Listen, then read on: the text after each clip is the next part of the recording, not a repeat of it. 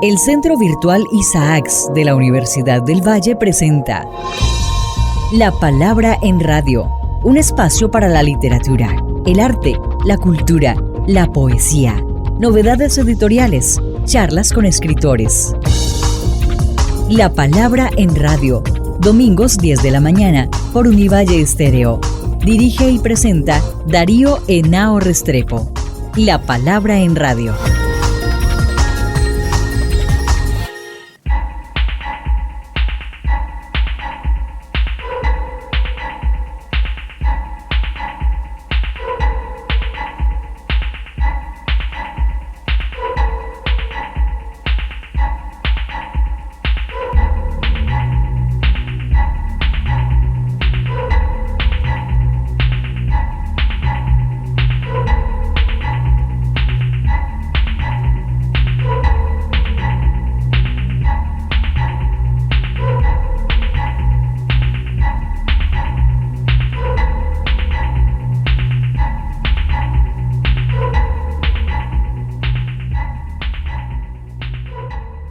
Amables oyentes, como todas las mañanas de domingo, estamos aquí en nuestro programa La Palabra en Radio, un programa del Centro Virtual Isaac de nuestro periódico Transmedia, y nos encontramos en Columbia, en el estado de Missouri, en los Estados Unidos, en el Congreso Fronteras, Pertenencias y Diáspora Africana, que hemos tenido contacto e intercambio con una serie de expertos, de investigadores, y en este momento nos acompaña el profesor William Ruiz de la Universidad de Vanderbilt y el profesor Bare Kong de la Universidad de Morgan State University, con los que vamos a conversar aquí alrededor de algunos de los asuntos más importantes tratados en este importante evento.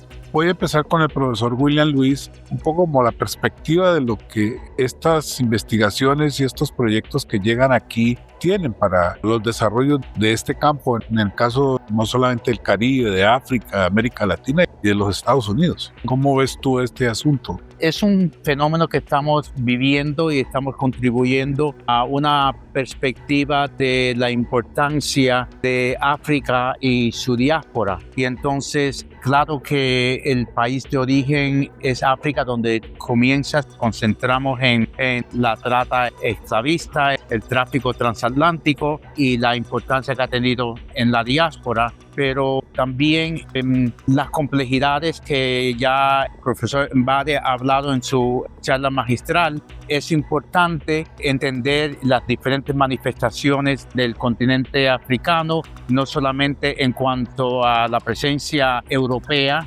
política, económica, pero también en cuanto a la presencia religiosa, que es un factor que creo que también debería incluirse en este tipo de perspectiva. En particular me refiero a la influencia que Islam ha tenido, que ya no es una cosa totalmente occidental, sino que es de otra parte del mundo. Entonces, esta idea de África y de estudiar África, que es algo que tenemos que hacer sin duda, y la complejidad de que representa África, no solamente en los ámbitos lingüísticos, políticos, pero también religiosos, como he dicho, pero también la importancia que la diáspora ha tenido y cómo la diáspora nos ha permitido regresar a África, que es un concepto también importante, porque no creo que África tendría la resonancia que está teniendo hoy en día si no fuera por la diáspora y cómo la diáspora mira ese continente, para no decir país, por ese continente africano en su complejidad. Y eso es lo que ha permitido un diálogo, yo diría, entre el continente africano y la diáspora, pero la diáspora ha permitido ese otro acercamiento a lo que es África. Y también en cuanto al ámbito religioso, lo menciono porque también hoy en día, en cuanto a la religiosidad, en cuanto a Ifá, en cuanto a santería y estas otras expresiones religiosas, hay una tendencia ahora de ver la manifestación de la religión en el continente africano, en Nigeria, en Camerún también, si hablamos de los abacuás, de los paleros del Congo. Y algunas personas están diciendo, bueno, la manifestación religiosa en la diáspora debería ceder para darle más importancia a la presencia religiosa en el continente. Pero creo que, dado que tenemos una historia de esclavitud y diaspórica desarrollo de las religiones africanas en la diáspora ha sido diferente. Ha sido a través de un proceso de violencia, ha sido un proceso de enajenación, de trauma y demás,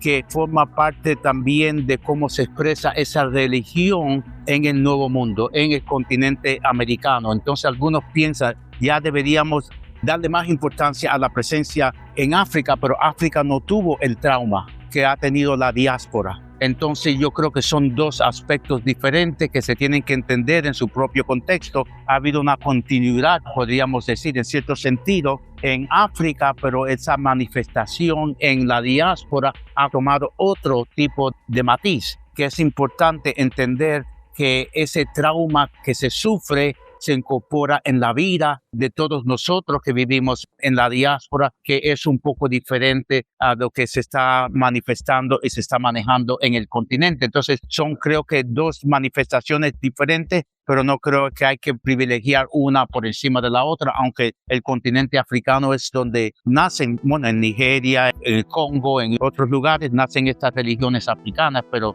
también creo que necesitamos entender el proceso histórico que le ha dado cierta resonancia a ese proceso del tráfico transatlántico que ha producido ese trauma que todos vivimos.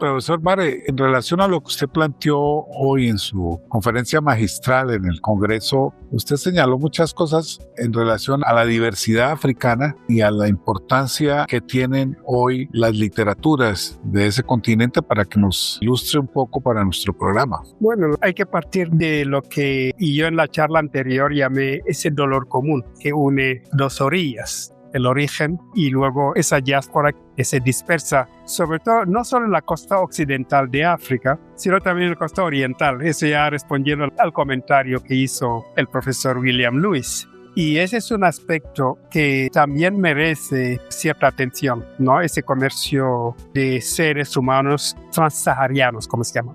Pero en cualquier caso, el movimiento que sea hacia las Américas o la ocupación del territorio del continente africano también conlleva palabras.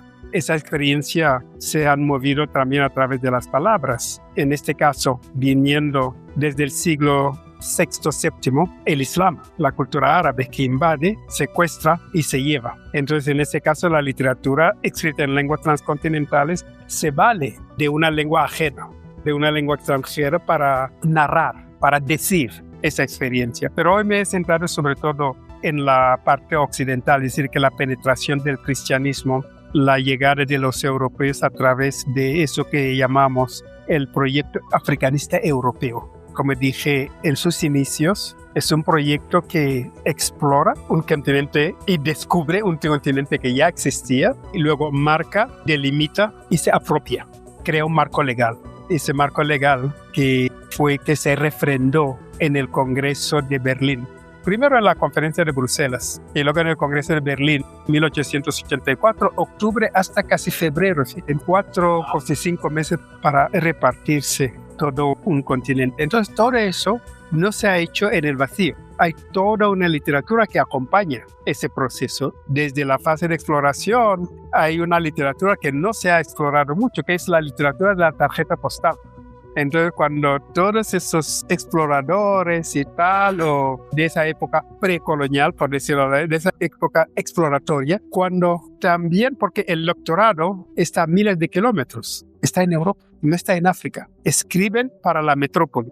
En esa literatura de la tarjeta postal, siempre se modificaba la tarjeta postal por una flecha. Yo estuve aquí, mi casa está ahí, o recorrimos ese territorio. Entonces, cuando estamos hablando de escribir sobre la tierra, las postales también, el relato de los exploradores, también forman parte de esa literatura y también los informes administrativos.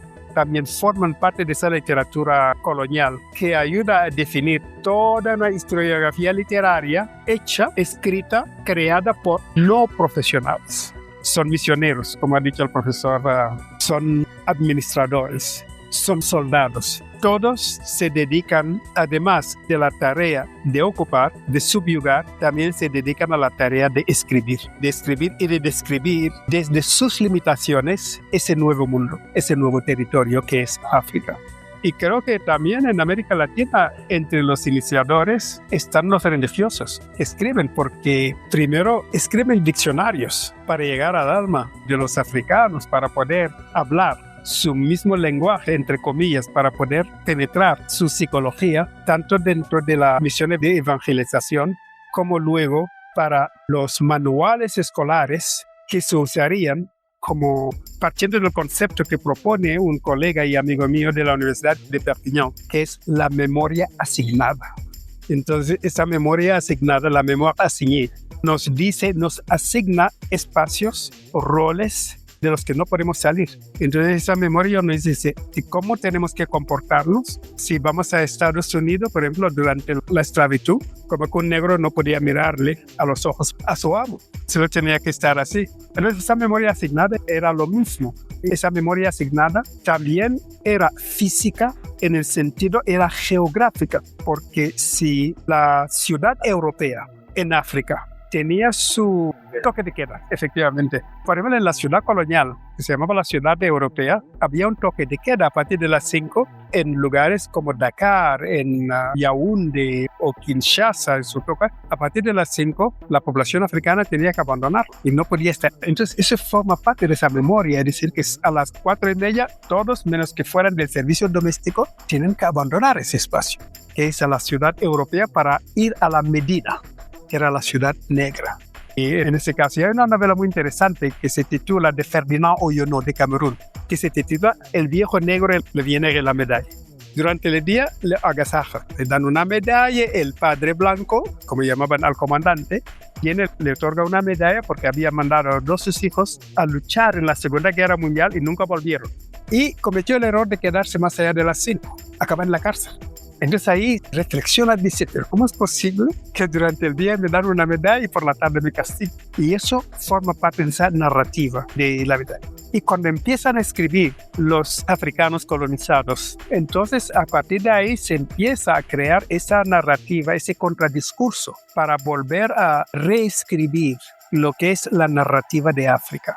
Como decía el profesor Mahamadou Khan, el que he citado en la presentación, es decir, escribir desde dentro, écrire du dedans.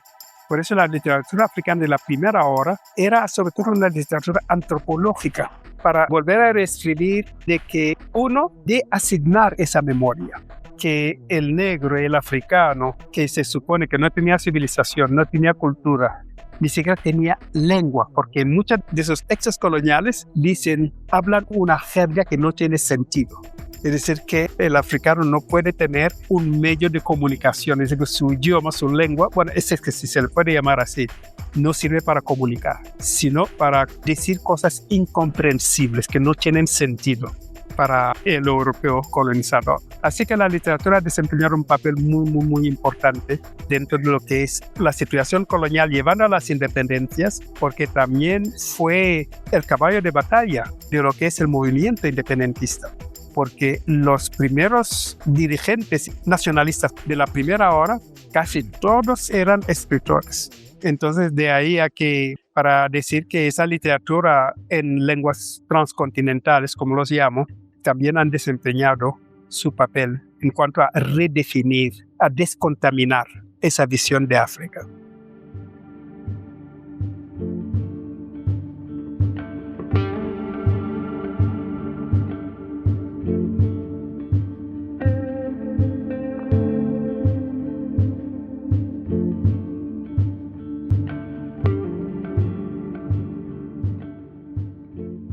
Bueno, después de esta interesante reflexión que nos ha compartido el profesor Mbare, vamos a hablar, William, de un proyecto que culminamos, digamos, en el 24 en África, en el simposio que hicimos Jorge Isaac dedicado a Manuel Zapata Olivella vuelve a África. Y quiero que le hablemos a nuestros oyentes la importancia y el desarrollo y la proyección que ha tenido que tu universidad, la de Vanderbilt, tenga los archivos de Manuel Zapata Olivella, que es sin lugar a dudas uno de los más importantes intelectuales y creadores de nuestro país y de los más destacados de América Latina, para que nos hables qué ha pasado y qué es lo que se ha ganado y la proyección de este fondo de Manuel Zapata Olivella Vanderbilt. Claro que es un honor para nosotros tener un pedazo de Colombia, un pedazo importante de Colombia en Nashville, en la Universidad de Vanderbilt. Esto surge a partir de que cuando Marvin Lewis, que era el editor del Afro-Hispanic Review, él y Ed Mullen decidieron abandonar la revista, entonces me la entregaron a mí, o yo busqué una sede para la revista que es Vanderbilt. Entonces uno de los números que teníamos planificado era uno sobre Manuel Zapata Olivella. Entonces empezamos a buscar información y contactar a personas que habían escrito sobre Manuel, y mientras tanto pues también me comuniqué con Edelma Zapata, la hija de Manuel. Entonces establecimos una amistad muy cariñosa entre los dos y se iba a celebrar una conferencia en Cartagena. Entonces yo fui a la conferencia, me encontré con Edelma, nos llevamos muy bien y estábamos trabajando también con el número que estábamos preparando, que ella también contribuye a ese número, y entonces en la conversación ella me invitó ir a Bogotá para ver el archivo que ella tenía de Manuel Zapata, y entonces con mucho gusto pues en otro viaje fui a Bogotá y estuvimos hablando y me mostró en su casa las cajas que había, más de 50, 60 cajas todavía más, llenas de papeles y de grabaciones y de manuscritos y demás. Entonces estuvimos hablando y ella me dijo que estaba buscando un lugar porque no sabía qué hacer con el archivo, y entonces yo le pedí a ella que me dejara hablar con la Universidad de Vanderbilt para ver si podía buscar un acuerdo para trasladar esas cajas a la Universidad de Vanderbilt. Entonces tuvimos éxito de conseguir un dinero que le podríamos ofrecer para almacenar el archivo de Manuel Zapata Olivella en Vanderbilt. Con nuestra condición era de hacerlo accesible a un público más grande sin cobro, de manera gratuita. Y ese fue el plan que nos propusimos. Entonces el archivo de Manuel se ha convertido en el archivo más importante que tiene Vanderbilt. Vanderbilt tiene muchos archivos, pero este es el más solicitado en el mundo, que vienen peticiones de todos los países, de Japón, de Europa, de China, de Sudamérica y de otras partes del mundo, y se ha convertido en algo importante. Entonces tenemos el archivo de Manuel, pero también con el tiempo adquirimos el archivo de Delia, de su hermana, que también es otro tipo de archivo que tiene que ver con el baile, tiene que ver con el folclore, tiene que ver con la contribución en el que ella hacía cuando Manuel y ellas viajaban por la China, por Europa, por Rusia y otros países. Y entonces con ese archivo, pues entonces también pudimos conseguir, Juan, el hermano de Manuel, decidió que él quería que su archivo pasara a Vanderbilt, porque nosotros nos comprometimos a cuidar ese archivo, a protegerlo, a darlo a conocer. Y lo están digitalizando ya casi todo, lo tienen. Sí, y entonces la última que contribuyó al archivo era Edelmira, la hija de Delia, que murió hace entonces, poco. pues tenemos esos archivos en Vanderbilt. Y también tenemos otro archivo de la colección Helguera, que era un profesor de historia, que él tenía la colección más importante de Colombia fuera de Estados Unidos, que también estaba en la de Vanderbilt. Entonces tenemos la colección Helguera, que es más bien histórico, manuscritos y demás, de la colección de los Zapata Olivella. Entonces es un gran privilegio tener esto en casa, y hay becas que nosotros ofrecemos para que vengan investigadores y investiguen en los archivos que tenemos y pasen un tiempo con nosotros. Y también te hemos extendido la invitación a ti para que vengas y nos acompañes y también veas la riqueza de información que hay en cuanto a Manuel y Delia y los demás. Pero también lo que hay que decir aquí también en esta conversación es que la importancia de Manuel Zapata Olivella como escritor. Es uno de los grandes escritores del siglo XX. No importa el tipo de raza, no importa de etnia, no importa, es uno de los grandes escritores. Y la obra de él, su obra más importante, Changó el Gran Putas, es la obra de la diáspora. Es una obra genial que todo el mundo deberíamos leer. Difícil de leer, como ya sabemos, porque se escribe desde la tradición bantú. Y entonces es la necesidad de conocer algo de las religiones africanas para entender cómo nosotros tenemos que despojarnos de nuestra tradición occidental para poder viajar en las bodegas de los barcos negreros y ver esa perspectiva que usualmente no se ve, pero que él la documenta en esta obra. Entonces, con Manuel y con Delia, con Juan y con Edelmira, pues tenemos este archivo que podemos seguir trabajando en el presente y también en el futuro. Bueno, para nuestros oyentes, quiero contarles un poco que el profesor William Luis, además de todo lo que nos ha contado, nos ayudó muchísimo a la celebración del centenario del nacimiento de Manuel Zapato Olivella. Estuvimos juntos en Dakar. Manuel Zapato Olivella, 50 años después, vuelve a África y le llevamos toda la obra virtual que está en el Centro Virtual Isaacs, digitalizada, la cedió a la familia de Manuel. Y tenemos una serie de trabajos, varios investigadores nuestros han estado trabajando en el archivo Vanderbilt, colombianos y de nuestra universidad. Y hay un proyecto que queremos desarrollar y contamos a nuestros oyentes desde el Centro Virtual y el doctorado que nosotros tenemos en estudios afro-latinoamericanos, que es el de poder hacer una edición crítica de Chango el Gran Puta. Mi último viaje a España estuve hablando con Ediciones Cátedra y se interesaron. Estoy para armar la propuesta, que es la que hemos hablado en estos días aquí con el profesor William Luis. Creo que una obra de la dimensión de Chango el Gran Puta merece una edición crítica, ya está. Y tenemos muchísimos estudios, tanto en los Estados Unidos, en el Caribe, en Brasil y en Colombia, que nos permitirían hacer una bella edición crítica. Eso era lo que quería comentarle pues a nuestros oyentes y agradecerle de antemano a toda la labor que ha hecho el profesor William Luis, la Universidad de Vanderbilt, para preservar la obra de un hombre tan importante como Manuel.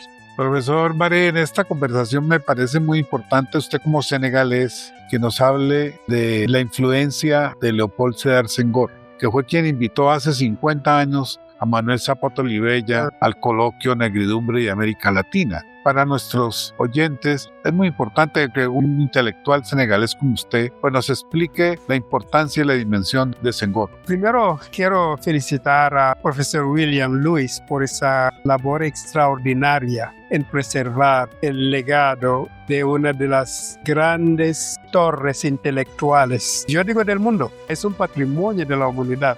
Y eso hay que felicitarlo porque es una postura muy visionaria, así que felicitaciones.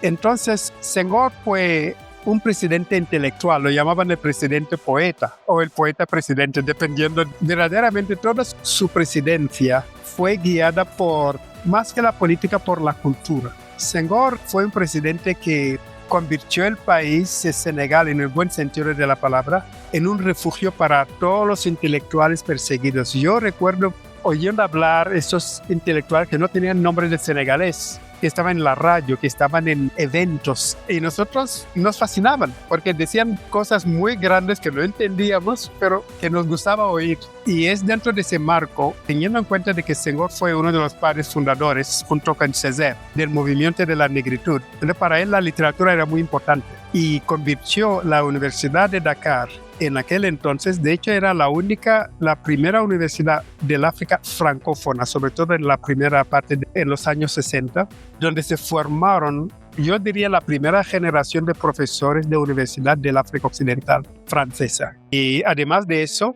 la escuela William Ponty, que está como, yo diría, 15 kilómetros de la capital.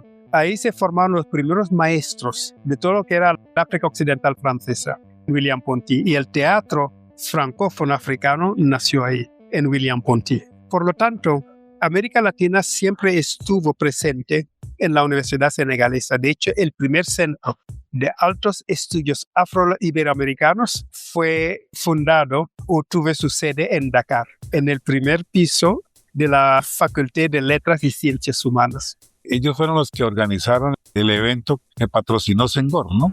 Sí, efectivamente. Lo patrocinó Senghor.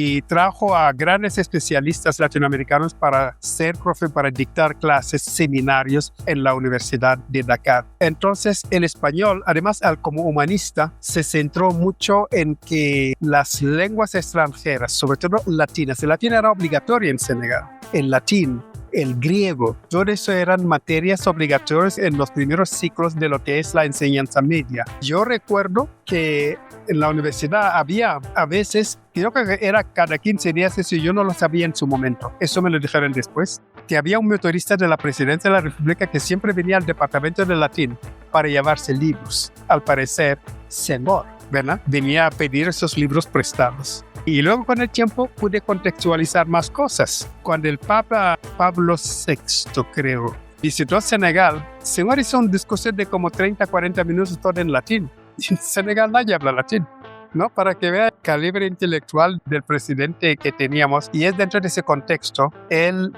quiso replicar, crear un foro donde la diáspora negra, en este caso, tanto latinoamericana, norteamericana, de Asia, se reuniera en Dakar en el primer Festival de las Artes Negras. Y yo creo que ese festival fue transdisciplinario, yo es como lo llamo, porque no eran solo escritores, pero también eran artistas, eran pensadores, eran teólogos, porque yo recuerdo como, de nuevo, no entendía nada de eso, pero las palabras nos fascinaban, como negritud et Amérique latine, negritud et helénité, etc. Todo eso tenía lugar ahí y lo oíamos en la radio porque no había televisión y, como digo, eran palabras, por usar el castellano ahí peninsular, rimbombantes que nos llamaban la atención. Así que en la Universidad de Dakar, las cátedras de literatura francófonas siempre han tenido grandes profesores, tanto africanos como franceses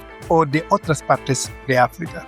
Así que eso ha estado presente en mi formación y la de muchos otros jóvenes senegaleses. Bueno, profesor Baré y profesor William Liz, les agradezco mucho que hayan estado aquí en nuestro programa La Palabra en Radio de la Universidad del Valle. Estaremos en este congreso departiendo, intercambiando muchas ideas que nos sirven mucho para nuestros estudios en Colombia, especialmente para el doctorado que tenemos en estudios afro-latinoamericanos, que fue fundado con la influencia de Manuel Zapata Olivella, al que tuve la oportunidad de conocer joven y tuve mucha influencia de su pensamiento. Por tanto, para mí es una alegría lo que están haciendo en Vanderbilt, el reconocimiento que tú haces de Zapata como un patrimonio de la humanidad. Creo que sí es un pensador y un creador extraordinario. De manera pues que les agradezco mucho haber estado aquí en La Palabra en Radio.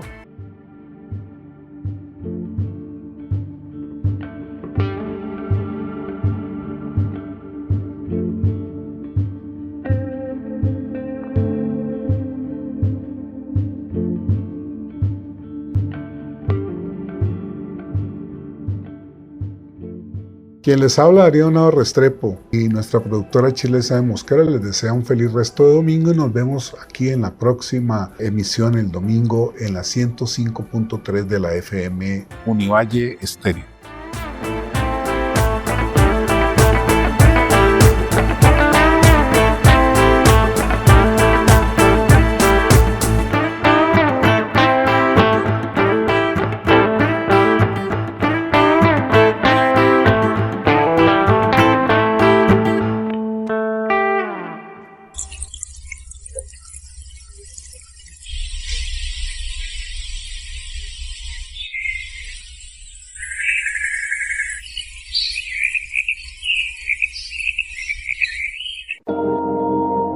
El Centro Virtual Isaacs de la Universidad del Valle presenta La Palabra en Radio, un espacio para la literatura, el arte, la cultura, la poesía, novedades editoriales, charlas con escritores.